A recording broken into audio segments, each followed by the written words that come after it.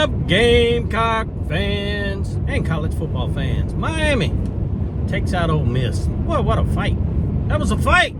Hope everyone's doing well on this Friday. Please don't forget to like and subscribe. That was a hell of a football game last night, wasn't it? Congratulations to Miami. Tip of the cap.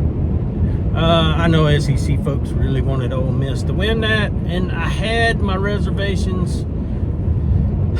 In the last video, I told you I thought Miami would win that football game, but Ole Miss put up a hell of a fight. Some people think it's controversial about if a pass interference should have been called on the Hail Mary play at the end of the game. I don't know if I've ever seen that called, honestly,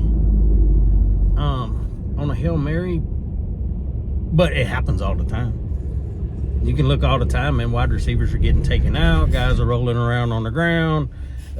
It's kind of like just an air ball, right? You throw it up in the air, whoever comes down with it wins the battle. There's normally not any penalties involved. But anyway, let's get to some good news for the Gamecocks. I know it's been kind of slow going with the transfer portal, and a lot of Gamecock fans were in a little bit of a panic mode, including myself. I'm not going to lie.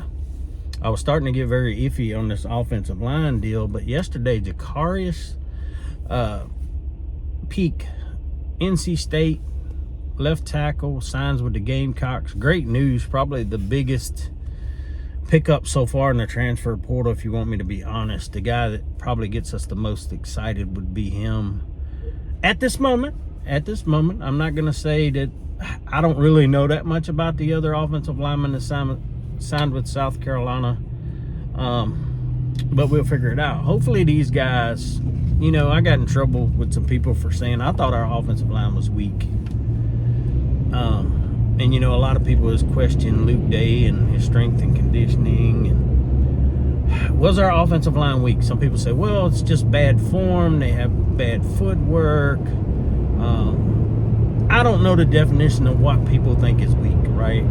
Some people will tell you they think strength is in bench pressing and squats, and it's just a physical strength. It's not. It's also a very mental strength, because when your body gets tired, it's the strength of your mind that takes over, right? We all get tired. The only way you push forward and keep going is mentally. Your mind can carry your body. Your body can't carry your mind. I don't know where, you know, that's why strength to me is a totally different concept than what a lot of people think strength is. People that go through struggles in life and have things happen to them mentally, and they fight through it, and they keep digging, and they keep going. That's stronger than any picking up any barbell, boulder, rock, anything you want to go through. It's when the times get tough, the tough get going. That's the mental strength. Now, I saw so many of our offensive line last year get pushed on their ass. So I don't care what numbers are in a gym. Numbers are running. Numbers are how high they can jump, how far they can jump, how fast they can run. Shit is meaningless if you're not mentally tough. You can be the most gifted physical athlete in the world, but if you're not mentally tough, you're not going to prevail overall. You're going to give up. You're going to quit when it gets tough. But anyway, enough with the lecture on strength. I thought our offensive line last year was weak. I thought they were weak physically. I got tired of seeing them getting pushed on their ass. I don't think they were very aggressive at attacking the defenders. They sat back. You can't let a 350-pound defender get a 3 or 4 step rush and hit you in your chest as an offensive lineman. No guy's going to be physically that freaking strong that they're going to hold up to that. Nobody. You give anybody a running start at you with momentum, you're not going to hold up. And I think sometimes our offensive line just wasn't very aggressive. I don't think they had a very aggressive mindset. I think it started turning a little bit with Sean Elliott, and now they're all gone, really, except for Shed Surratt, Jatavius Shivers, we've talked about these guys. Now, how I think South Carolina still continues. I think there's rumor out there that there's, I think, a kid from Michigan that's supposed to come in. I could be wrong. That's supposed to come in for a visit. We'll see some more. I think South Carolina's going to spend the money to get an offensive line put together. Quashid Scott, I think that's how you say his name. Forgive me if that's wrong. Defensive back coming in, a nickel. Played at Kentucky, but originally from South Carolina. We're bringing another South Carolina kid home, just like we did with Dingle, tight end. And we've seen that. Josh Simon was a South Carolina kid that was at, I think, Western Kentucky that we brought back home. A lot of times you see these kids that go out of state, they come back home eventually, right now with this transfer portal. You see a lot of these kids back in the state. They went away, took a break, had a year or two away from the state of South Carolina, and then they realized, hey, man, I want to go back home and play in front of my family and friends. And I know a lot of people say, well, the money too, South Carolina's paying them, blah, blah, blah, blah, blah, blah. Look, if you work, you deserve to get paid. Now, some of this shit's ridiculous, and we all agree upon that. Oh, speaking of work, shout out to General Will, Gamecock fan on X. I don't even know if he subscribes to this channel, but the man was slinging some mud at 1 a.m. Yesterday morning or something. I just want to mad respect, because I'm in the construction business, and to see young kids out doing jobs that, hey, if you ain't never slung mud, or maybe y'all don't know what that is, concrete, or grabbed a rake and drug concrete in your life, that's man's work, dude. That's man's work. So shout out to General Will, a young man out there building foundations for the future. Anyway, back to Gamecock football. I think really the biggest and most important thing I think we saw, Vakari Swain's back. Your foundation pieces to your football team, right? That's how you got to keep those guys. Do we say we kept them all? A lot of people like to talk about the big three, right? The big three is Lenoris,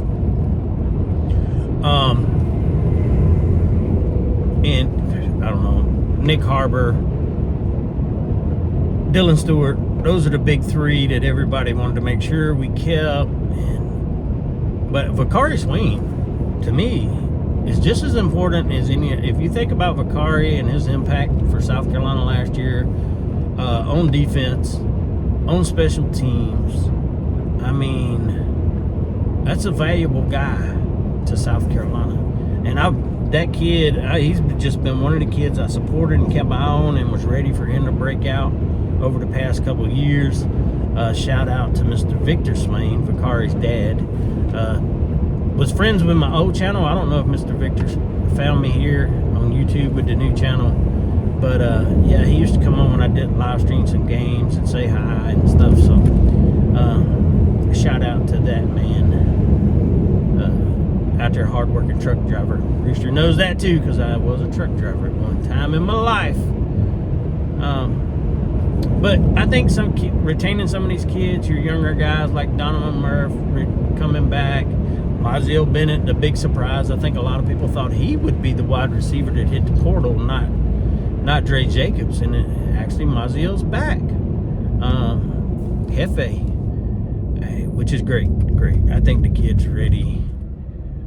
You'll see some 4 wide receiver sets more often with Kendall Browse and the way that offense works. I know he loves to use tight end, but you'll see a lot of 4 wide receivers on the field at the same time. So it's important to keep those guys. And it's interesting. South Carolina hasn't signed a running back. Will they? They brought in the kid from TCU, but he ended up committing to Wisconsin, I think. So I don't know. I don't know where they go with the running back. I think you have to add. Will they add another quarterback? I think for depth purposes, you would have to. Maybe you go out and find a guy like a Robbie Ashford. And congratulations to Robbie for winning his bowl game and having a really successful season up at Wake Forest. Proud of Robbie. He got so dogged at Auburn. And I think Robbie appreciates, even though he transferred to Wake Forest, that people supported him. Gotta love that about some of these. That's the thing, man. If you leave the right way, Gamecock fans still support you if you leave and go somewhere else. If you leave the wrong way or it just rubs people wrong, they're not, the Juice Wells thing, you're not getting Gamecock support after that. You're getting Gamecock hate for the OGGs anyway, the original Gamecock gangsters. We don't support traitors. And then traitors that throw mud at us while they're walking out the door. That shit'll never fly. We are Southern school with Southern respect and Southern pride. But anyway, Gamecocks, I think we did very well so far in the transfer portal. I guess we just got to learn to be a little more patient, I guess. I know they're looking for a certain type guy, right? You can't, every big name that hits the transfer portal is not going to fit what we do offensively. Not every defensive guy is going to fit. I think we have a couple defensive guys coming in too. I could be wrong. Maybe the guy that's coming in from Michigan or somewhere is a defensive guy. I just know he's a trenches guy, and we love the trenches, especially construction people. We dig trenches all the damn time. But anyway, I mean, it's not all bad. It's not time, for me, it's not time to hit the panic button. You're going to see a lot more kids getting in. Ole Miss, a great team. Can Pete Golden hold his team together, or some of those guys going to hit the transfer portal? Got a game tonight. Oregon and Indiana. Indiana's kind of racked up some guys in the portal we've seen, and a lot of people kind of upset. Well, they're getting all these guys. South Carolina's not getting anybody. We're out hitting high schools. I think it is kind of important to get back in these high schools, start getting a little bit bigger, and you always continue getting better kids. I still think the ultimate way you want to build a football team is the way, you know, teams like Georgia are built. You don't want to live in the transfer portal. You just don't know if you get the dedication out of the kids that come in from the transfer portal. Now, some have. Some are really good and have stuck and been great Gamecocks that came in through the transfer portal, and some haven't. Dre Jacobs, remember, he came from Florida State. He's a Florida kid. Somebody probably convinced him. You know, there was rumor out that Josiah Thompson, maybe there was a possibility he comes back, South Carolina kid. He's in the portal. As far as I know, he hasn't committed anywhere. So is this a situation where someone got in his ear to go out and shop the market that his value is higher? But the thing of it is once you've been in college, especially him, he's been starting for 2 years, man. And people watch your footwork and watch these defenders running around you, and you don't have that 5-star high school value anymore because what you did in college is on tape. Now, am I going to hold it against Josiah Thompson that he probably wasn't developed as well as he could have been? No, because Lonnie Teasley's not a coach, he's a friend. I'm sorry. People can say, you know, some of these guys are transferring into Nebraska, they're going up with Lonnie Teasley. I don't give a shit. He made those boys too soft, and he was a friend. You cannot have players that call you by your first name if you're a coach. That's not respect, brother. It's when they call you mister, when they call you coach, when they say sir. When you're in your 30s and 40s and you got 17, 18-year-old kids calling you by your first name, that's not a sign of respect. That's a sign that they think you their friend. You can't be friends. You have to be a father figure. You have to be a disciplinary. You have to also pump them up when they're down, but you ain't their buddy. That's not how it works. I know that's the way people think in society it needs to work anymore. It's not. But let's just say everyone that was wrong about, we should only have 4 teams in the playoffs. Ole Miss proved that wrong. They wouldn't have been in a 4-team playoff. Miami's proved that wrong. They wouldn't have been in a 4-team playoff. I don't think. I'm not even sure Oregon would have made it, right? You'd think if there was down to 4 teams in the playoff, you'd have had Ohio State. You'd have had Indiana. You'd probably had Georgia would have been in there. And then who would have been your 4th team? I mean, Miami wouldn't have been in there. You could tell by their ranking. It'd have been a tough decision to me on who the 4th team was. So this is a playoff that's kind of proved a lot of people wrong about where the playoffs should go, and should it go to 16 teams? Some people are against it, some people are for it. You know, get the G5s out of there. Look, man, I think the G5s would do themselves a favor, G6s, whatever conference, to go on their own. I mean, I understand they want to play for the national championship. It's the heavyweight championship of the world. But there's a reason, like boxing has divisions for weight class. I mean, seriously, we've talked about this before. But be the champion in your weight class. You know, be the champion in your weight class. There's nothing wrong with that. You know, look at the North Dakota states and all these guys that win these smaller divisions. Still a championship, and it's a championship in their weight class. And I think that's the thing. Well, you could say, well, some G5 teams, G5 teams beat Power 4 teams this year. This is very true, but it's a one-off game. Could any of those G5 teams run a Power 4 schedule? Do you think they'd be victorious if they had to get out, say, James Madison? Do you think James Madison or Tulane or Memphis could actually get in the SEC and run an SEC schedule, get in the Big Ten and run a Big Ten schedule? Where would they be if you put them in the Big 12? Would they be somewhere mid-pack? I mean, things have changed so much. I don't know. I just think the G5 would do themselves a favor. The schools, the presidents, the commissioners all got together and built themselves a playoff with these bowl games that nobody watches. Right? They said, well, you need the bigger brands to draw people to watch it. No, you don't. And who was that? Illinois State and Montana State. Hell of a game a couple nights ago. Hell of a game. You start putting games on, people will watch. You put on performances like that in a playoff, if you're a group of 5, people will be watching. You will get sponsors that don't want to pay.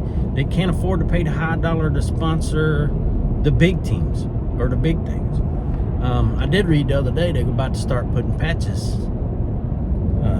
and patches to go on college football uniforms. You know what? I told people a long time ago, and they think I'm not. I haven't done a video on it. Maybe I'll do a video on it on here. College football uniforms are going to turn into NASCAR uniforms before it's all said and done. Y'all think I'm joking? I'm not. I'm not kidding. You will see jerseys in college football that damn near look like NASCAR uniforms. And if you've never seen a NASCAR uniform, go look one up. I got some at the house. I'll show you. I'll make a video on this shit. On how many different sponsors, little smaller sponsors, are all over those uniforms. But anyway, I got to get out of here and go to work. Hey, it's Friday. Don't forget to like and subscribe. It's Friday, so I hope all y'all have a safe, beautiful, and wonderful rest of your day. And if you're gonna pop a top, say cheers to the Rooster Man. Y'all be safe, be cool, peace.